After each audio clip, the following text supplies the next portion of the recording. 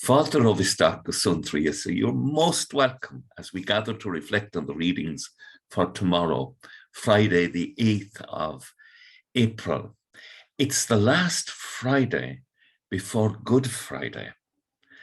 And the scene behind me is a valley I discovered in County Galway, off the beaten track. And it's a beautiful place. And it's the place that I use to visualize the statement in the gospel that we have tomorrow, that Jesus went to the far side of the Jordan to stay in the district where John had been baptizing. He has to get out of Jerusalem because his time has not come yet. He wants to fulfill the will of his Father, so he retreats to the far side of the Jordan. But what happens there is many people who came to him said John gave no signs, but all he said about this man was true, and many of them believed in him. And John is recording that even though in the temple Christ is involved in terrible controversy with the very people who should be welcoming him as the Messiah, but the mystery of evil that we've spelled out in Jeremiah chapter 20 tomorrow, where the people are saying, denounce him, let us denounce him. All those who used to be his friends, watch for my downfall. And that the very people who should welcome Christ as his friends in some way through pride or an exalted idea of their own importance have missed the message, but not everybody misses it. And when we're living in controversial times in the church, and we're inclined to think that because of that it's a fallow time, here John is saying to us something really important in the last piece of tomorrow morning's gospel, that many people quietly, in the midst of all of this controversy, are coming to believe in the Messiah. And when Good Friday comes, they will see him, they will behold him, they will see him wounded, and by his stripes were healed, by his wounds were healed.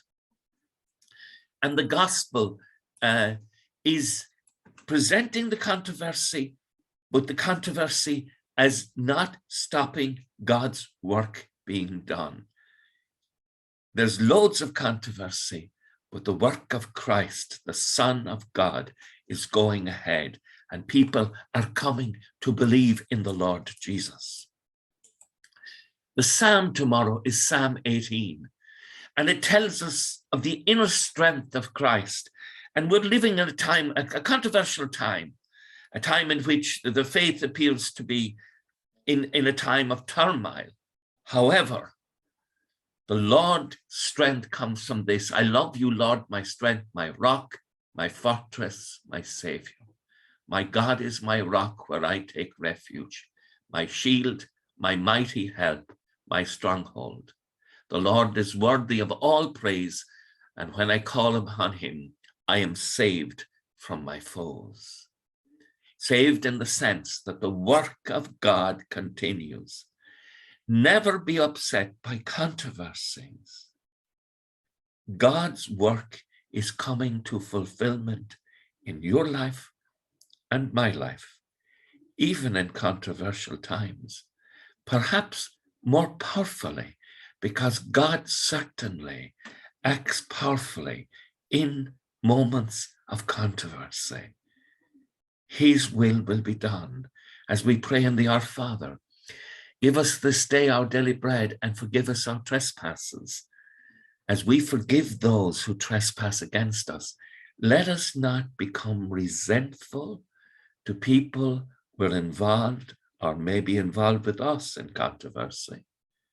Never let that happen, but let us pray as we do in the beginning. Our Father, who art in heaven, hallowed be thy name.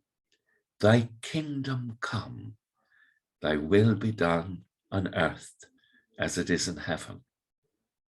Let us pray for that with confidence, knowing no matter what controversies come, No matter what upset comes, God's work is coming to fulfillment in you and me, and even in society. With thoughts such as these, let us go to our beds, and let us pray as we do so, that we shall awake in the morning with the praise and the wonder of God in our hearts, and the praise of God on our lips. Agus gamala dia ila cóptach shiv, ahar mak agus spirit neve. Amen. Slán go fóil. Bye for now.